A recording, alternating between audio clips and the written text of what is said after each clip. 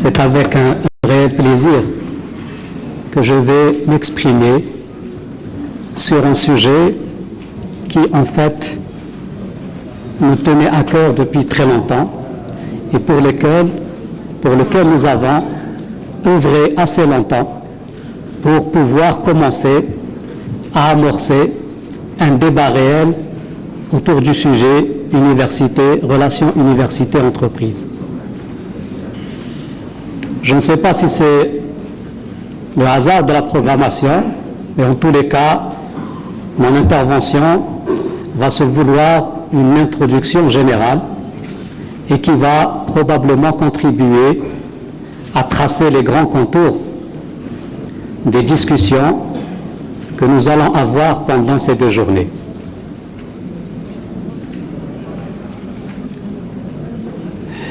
Par des formations professionnelles, je vais probablement avoir la casquette du chef d'entreprise, de l'industrie, du secteur industriel, de l'environnement économique. Et par sympathie, je vais demander à mes amis universitaires de m'accepter avec eux et parler et mettre en exergue quelques concepts que je ne voudrais pas trop développer.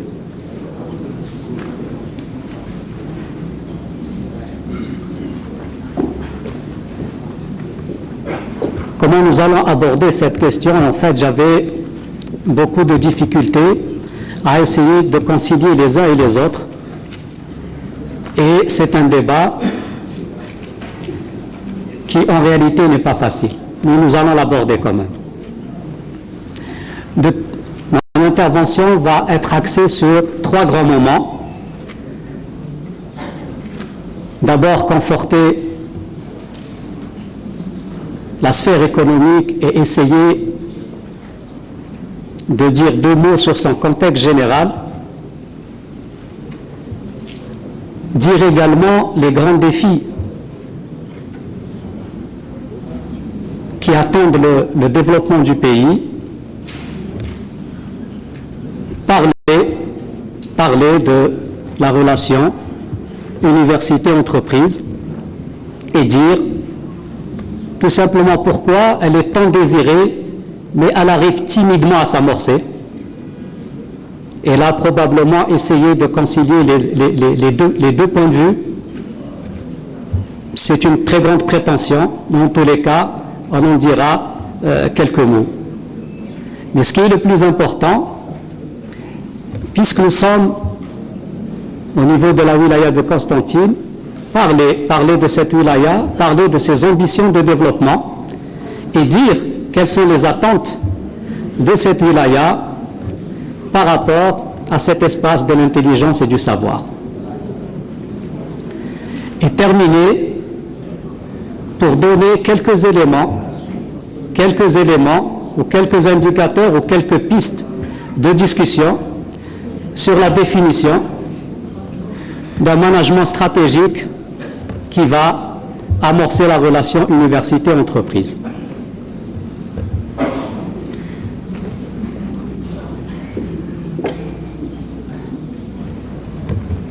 C'est les grandes lignes de mon intervention. Le contexte général. Allez, on peut dire comme ça, et avec beaucoup d'assurance, que l'économie algérienne commence à se stabiliser et en phase de croissance qui nous semble maintenant soutenue. C'est très bien. Depuis plusieurs années, le plan d'ajustement structurel a commencé à donner ses fruits et nous pouvons dire que au plan macroéconomique, il y a beaucoup d'indices d'une stabilisation. Une reprise de la croissance économique, notre intention n'est pas d'en débattre ces grands fondements. On commence en tous les cas à renouer avec la croissance économique, et c'est très important. La dette extérieure, tout le monde le sait, nous faisons de grandes avancées et de grands pas pour la réduire d'une manière extrêmement importante. Le taux de chômage commence à baisser. On commence à consolider les excédents de la balance commerciale. On est en train de rebooster l'acte d'investir à l'échelon national. On peut dire, et on peut soutenir quand même, que voilà beaucoup d'indices d'une économie qu'on peut qualifier d'économie émergente. Et tout cela va être dopé et boosté, bien sûr, et vous le savez très bien, par un fonds de plus de 50 milliards de dollars pour soutenir la croissance. C'est très bien. C'est bien d'être arrivé à ces grands équilibres macroéconomiques, mais est-ce suffisant? Est-ce nécessaire? Nous ne le pensons pas, et vous le savez très bien, parce qu'il y a de grands défis et de grands chantiers qui sont engagés et qu'il va falloir mener à terme. De toute façon, ces chantiers sont déjà engagés. Et là, on peut citer comme ça, et on peut citer énormément de chantiers. La consolidation de la démocratie. Beaucoup de gens parlent de bonne gouvernance, on parle de réforme de la justice, on parle du débat autour de l'école et de l'université, on parle de la réforme des institutions financières et bancaires, on parle, autant de chantiers qui sont déjà lancés et qui sont maintenant une nécessité à entreprendre. Pourquoi? Tout simplement parce que il s'agit de préparer l'économie algérienne aux règles multilatérales de l'Organisation mondiale du commerce, la mise en œuvre de l'accord d'association avec l'Union européenne et aux prochaines contraintes de la création de la zone de libre-échange euro-méditerranéenne. Donc, une stabilisation macroéconomique, engagement de défis de mise à niveau et en face, bien sûr, des exigences qui n'attendent pas la mondialisation, les accords de l'association européenne, la zone de libre-échange, le voisin, etc. Autant de défis donc face au fragile équilibre de l'économie algérienne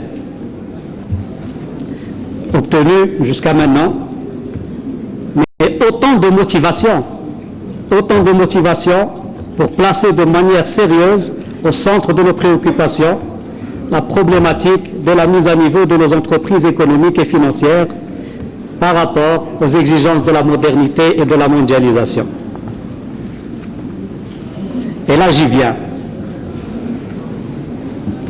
L'université, à notre sens, l'université comme place privilégiée du savoir et de l'intelligence, est indiscutable, et de l'autre côté, l'entreprise comme outil déterminant pour la création de la richesse et l'accumulation du capital, doivent maintenant, et plus que jamais, développer une relation d'échange féconde visant bien sûr le développement du bien-être du citoyen algérien.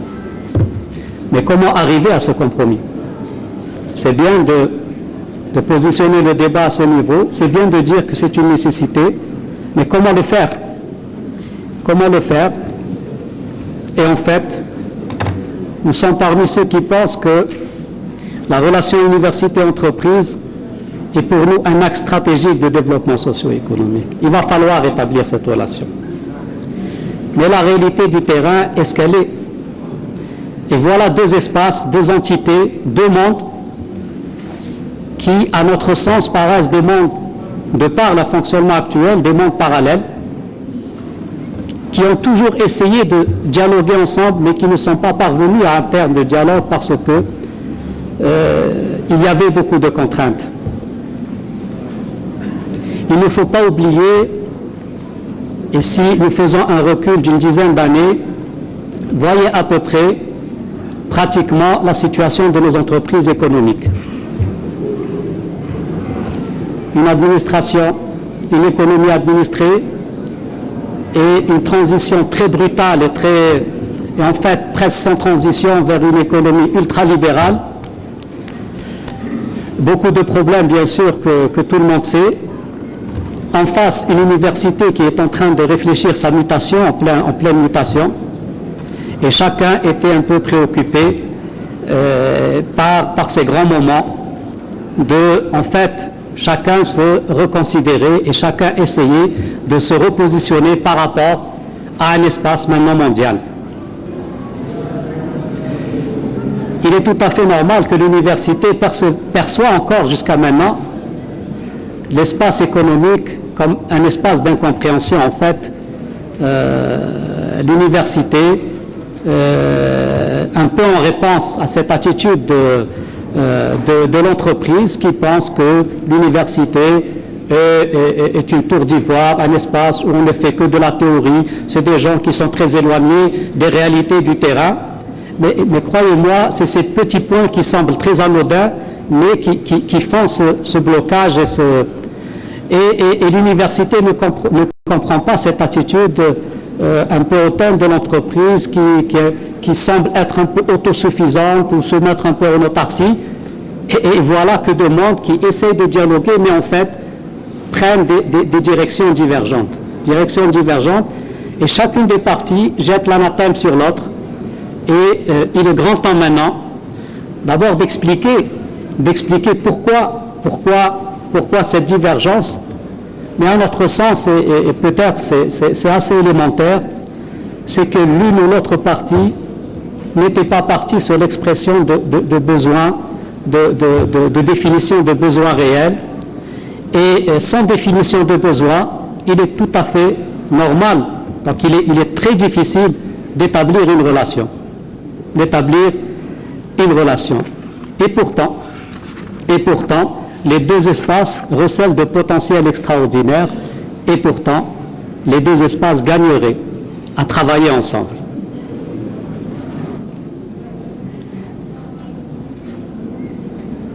Comment lever cette contradiction et comment contribuer d'une manière progressive à amener les choses vers la normalité, vers ce qu'on pourrait qualifier de cette relation normale entre université et entreprise.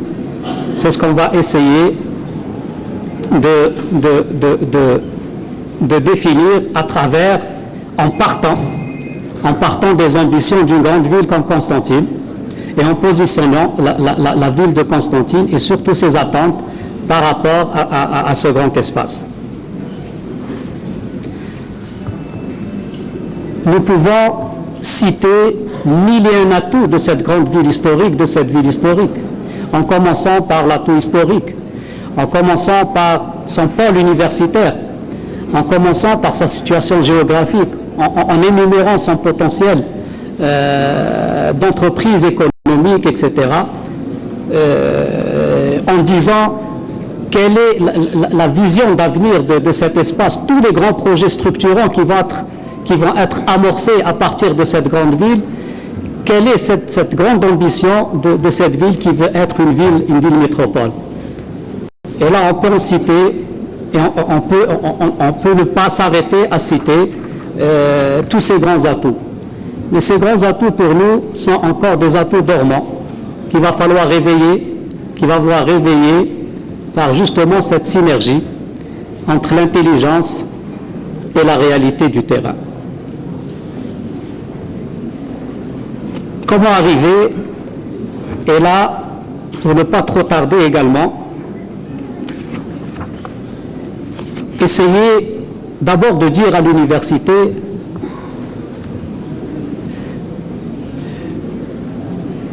que si elle veut asseoir une relation avec l'entreprise, probablement qu'il va falloir qu'elle fasse un pas, et ce pas de compréhension du terrain, en aidant, bien sûr, l'espace à avoir une meilleure visibilité sur son potentiel. Et ça, elle sait le faire. Elle sait le faire. Et si on arrivait à dégager pas mal d'axes de réflexion, lesquels axes de réflexion vont aboutir certainement à exprimer des besoins de la part de ceux qui les attendent. Et nous